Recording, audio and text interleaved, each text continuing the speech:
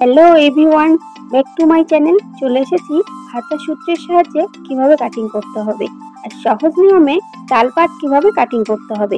তো প্রথমে আমি নিয়ে নেব হাতার মাপ, ঝুল, মোহরা আর মুহুরি। তো মাপগুলো আমি নিয়ে নিয়েছি, তোমরা দেখতেই পাচ্ছ। আর এই তিনটে মাপ দিয়ে আমি হাতা কাটিং করব। প্রথমে নিয়ে নেব ঝুলের মাপ, তারপর মুহুরি, তারপর মোহরা, তারপর উপরের যে 2 ইঞ্চি দিয়ে কাটিং করতে হয় পুরো হাতাটা। তো দেখো আমি সব মাপগুলো তোমাদের সঙ্গে বলে দেব। আর তালপট সব থেকে গুরুত্বপূর্ণ জিনিস হাতার। তো কিভাবে কখন কাটিং করতে হবে সবকিছুই তোমাদের দেখিয়ে দেব। তো নিচের অংশটা হবে মুহুরি।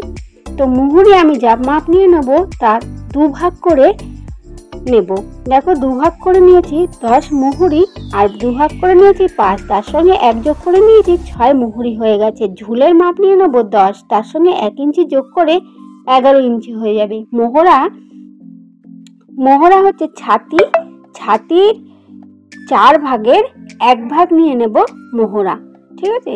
তো ছাতি হচ্ছে 38, 4 ভাগের 1 ভাগ হবে 9.5, তো 9.5 হলো মোহরা, ঠিক আছে। ওপরের দিকে আমি 2 ইঞ্চি ছেড়ে দেব, দিয়ে 1/2 ইঞ্চি আমি তালপাটের জন্য রেখে দেব।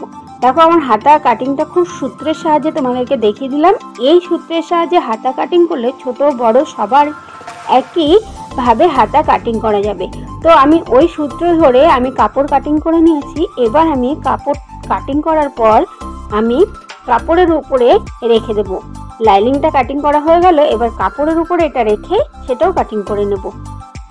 দেখো আমি কাপড়ের উপরে এটা রেখে কাটিং করার আগে আমি তালপাটটা কাটিং করে নেব। কেন? তালপাট হাতার সব থেকে বড় গুরুত্বপূর্ণ জিনিস। তালপাট কাটিং না করলে এই যে শোল্ডার মানে কাদের ওইখানটা মানে ফুলে থাকে, ওই জন্য আমরা অবশ্যই তালপাটটা কাটিং করে নেব। তো দেখো আমার হাতা কাটিং করা হয়ে গেছে, কাপড় কাটিং করা হয়ে গেছে, আমি ব্লাউজের হাতাটা রেডি করে দিয়েছি। যদি ভিডিওটা ভালো লাগে অবশ্যই লাইক, কমেন্ট, সাবস্ক্রাইব করতে একদম ভুলবে না। টাটা বন্ধুরা, দেখা হবে নতুন আর একটা ভিডিওতে। ততক্ষণ সবাই ভালো থেকো, সুস্থ থেকো আর নিজেদের খেয়াল রেখো।